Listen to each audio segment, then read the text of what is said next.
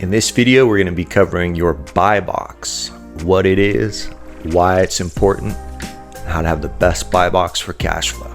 So let's jump right in. Your buy box is just a real estate jargony term for the details of the typical property that you're looking to purchase. Think of it as type, size, bedroom count, and any other details that together comprise what you're looking for when looking at properties to buy. The metaphorical box that your property fits in, so to speak. Buy box is important if for no reason that it keeps you focused and on strategy. Real estate has a lot of different avenues. There's a lot of different types of properties, a lot of different strategies. Determining your buy box when looking for a property and keep your focus narrowed and make sure you don't chase the next shiny object you see, which can leave you in a place where you're everywhere and nowhere at the same time.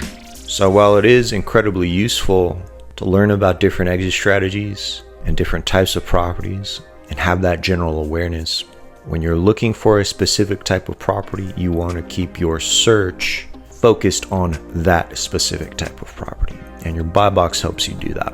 Buy box will also help your partners, people that you're working with, that help you find deals, real estate agents, wholesalers, property managers. You want to let them know what it is you're looking for so that they don't send you a bunch of things that'll distract you or get you off strategy. With regards to Section 8, the best buy box, in my opinion, is as follows. We want to be looking at single family homes that are 3 bedrooms, at max 2 bathrooms, around or under 1,500 square feet, that are on lots that are 10,000 square feet or under, are less than 75 years old, and don't have anything on the property that would have added expenses for maintenance. An example of this would be a massive yard with a lot of brush that will cost you more to maintain. Now, the reason we want to go for a single family home is twofold. In my experience, single family home will render better results with the housing authority in terms of how much rent they're willing to award you when compared to a similar unit that is in a multifamily property. This isn't always the case. It's not to say that you should never consider multifamily or that a single family will automatically get more. It's just to say that generally speaking, you are positioned better to obtain higher rents when you're talking about single family housing, when you're renting them out via Section 8. Additionally, a single family home is more appealing to a Section 8 tenant. You have to remember, even though there's a high demand for Section 8 housing, you still have to provide a quality house in a quality area that someone would want to live in.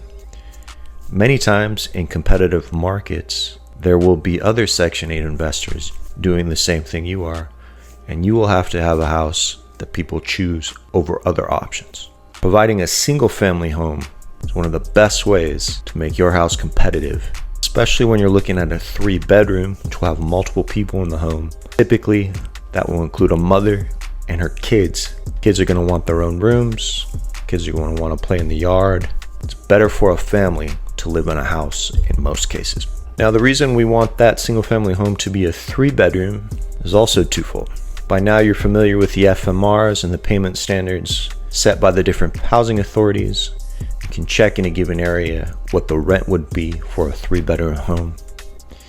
It is true that you would get a higher rent for a 4 or 5 bedroom home. However, you want to also consider the available tenant pool and available 4 and 5 bedroom home voucher holders there are. There will be significantly more voucher holders holding a 3 bedroom voucher than a 4 bedroom. So a 3 bedroom gives you the high rent, also gives you the high available tenant pool to make sure that you're in the best position possible to get the home rented. Now, that's not to say that you shouldn't consider 4 bedroom homes. Some of my 4 bedroom homes are my best cash flowing homes. The point of the buy box is to simply say that you should focus in general on 3 bedroom. 3 bedroom as a generality is the baseline where you should start at. 3 bedrooms will also give you the most options. There are more 3-bedroom homes than 4-bedroom than 5-bedroom. In terms of bathrooms, the reason why I would say 2 max is because the more bathrooms you have, the higher your insurance costs will be. Typically, you will not run into an issue with this. There aren't that many 3-bedroom homes that have 3 or above bathrooms. But just know that if you do find a property like that, you will be paying more in insurance. Depending on the market you're in, it may not be a huge deal, but it's just something to be aware of. Additionally, the more bathrooms you have, the more maintenance that will be required. Bathrooms are the #1 area in a home that will require some kind of maintenance. I own multiple properties that are 3-bedroom, 1 bathroom. This can be fine, but you need to remember that with a 3-bedroom voucher, you could have up to 6 people in the home. 6 people using 1 bathroom not only is not a good experience for the tenants, it also means that that bathroom is getting highly stressed. So even though your insurance costs may be more with 2 bathrooms and you would have to maintain 2 sets of toilets, 2 showers, 2 sinks, the stress on the bathrooms would be spread out and could in the long run mean less maintenance. Irrespective, I wouldn't go over 2. You might be alright with 1, but just know that the home is going to be more appealing to a voucher holder with a 3-bedroom voucher if they have the ability to have multiple bathrooms. In that same vein, the reason why I would limit it to around 1,500 square feet is because of costs and maintenance. The more square footage of the home, the higher the insurance costs will be, the higher the risk that you'll have to maintain and fix something.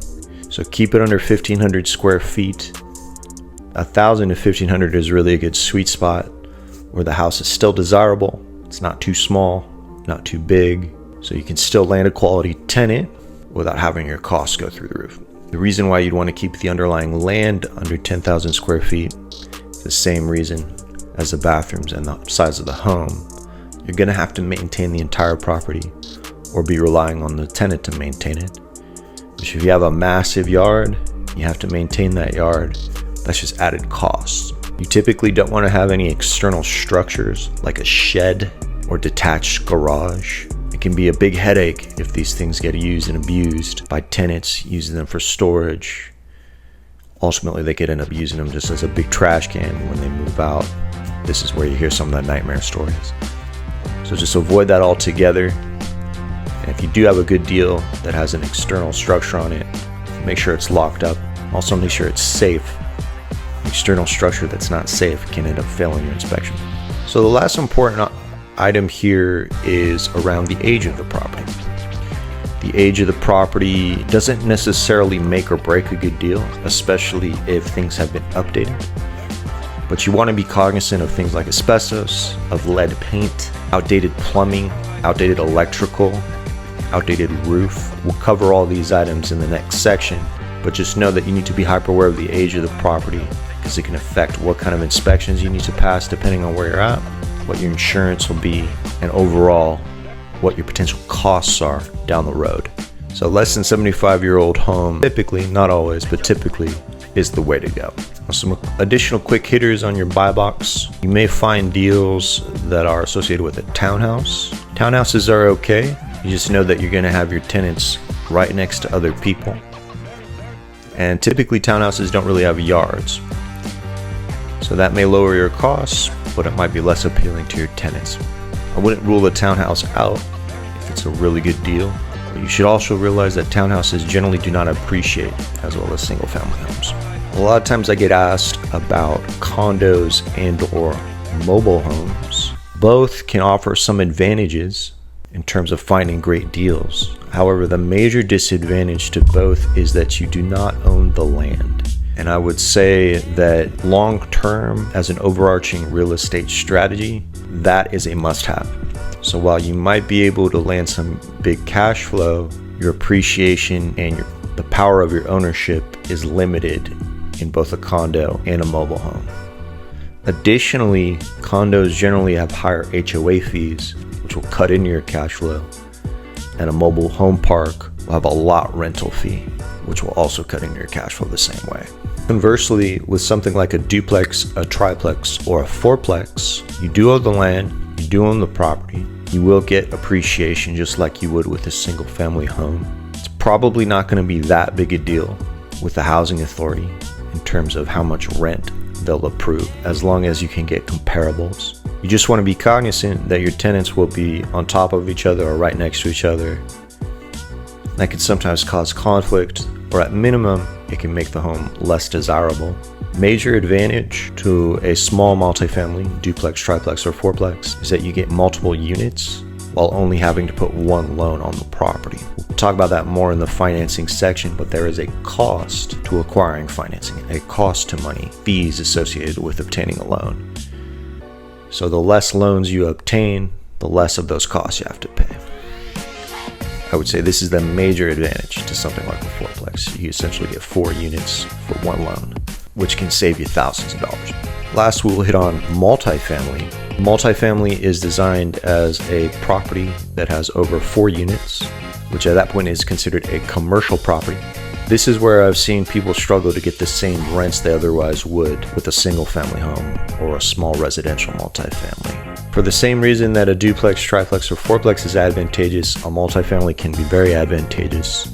If you're securing financing for a property with many units, you're only getting the one loan for several doors. While that's generally something I would encourage everyone to explore once they're established, when you're first getting started, a single family home with 3 beds, max 2 baths, between 1,000 and 1,500 square feet on a lot that's less than 10,000 square feet and low maintenance, it's less than 75 years old, is really the sweet spot to get you the best cash flow possible.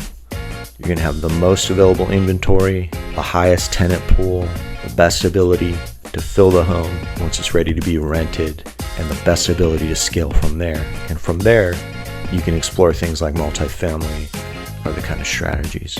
But when you're first getting started, I would say focus on that. That is the best buy box for cash flow. And with that, see you on the next one.